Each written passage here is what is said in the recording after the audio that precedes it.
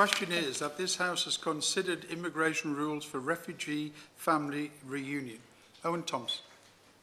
Thank you, Alan. Could I firstly thank the member for Bristol West for securing this very important debate and commend her on that. Like her, this particular topic is very important to my constituents and, of course, to many refugee families and lone children across the world. The UK Government have made some progress in expediting refugee children to the UK from the fallout in the Calais jungle shutdown, and I think that has to be welcomed to an extent. But the lack of speed and organisation has been disappointing. While delays continue, children go missing, children fall victim to traffickers, children are bought and sold, they're damaged and they're alone. The Government must do... Will he also share my concerns that the Government seems to be rather retrospectively changing the rules about the children that we will take from Calais and specifying that certain countries, rather than the persecution, is the question at the heart of this? And just as this debate today is about how do we help those being persecuted, it is very important that we as a country don't renege on those commitments. Owen Thompson. I would very much agree with that point. I think at times it does feel like a feast of a moving goalposts, which does not help those who are in most need of the support we should be giving them.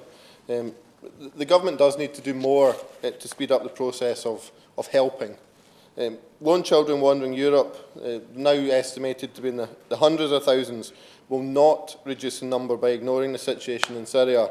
And that's why we must take a joined-up approach and not separate the problems.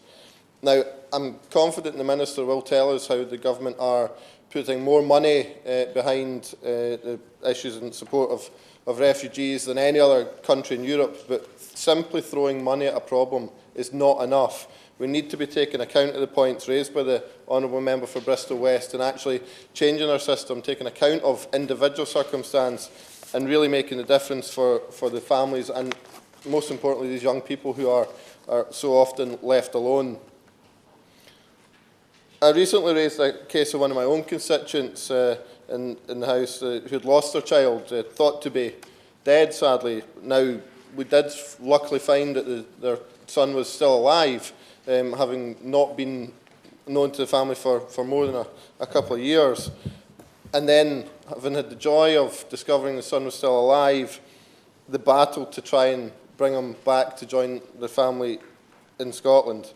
Didn't know at one point whether they would ever see him again. And I have to say, I do commend the Home Office for the support they've given, albeit it took a bit of time to get there, but the support has been productive, and we're certainly hopeful to see a positive outcome to that case in the near future. But it's by working together through the Home Office and all the agencies on the ground to do such an amazing job to help these children who are alone in a war zone.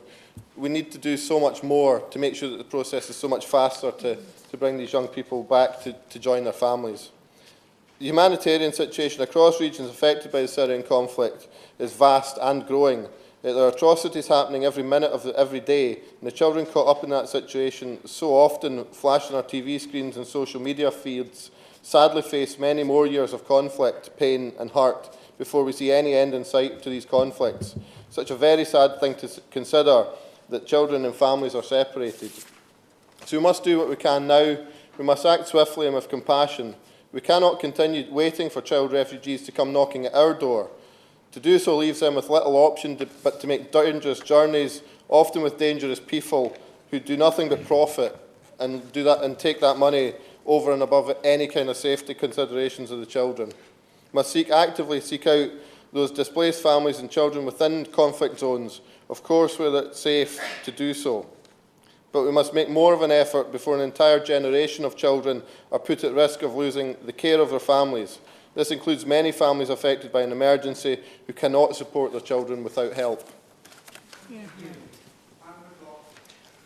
Thank you, Mr. Chairman.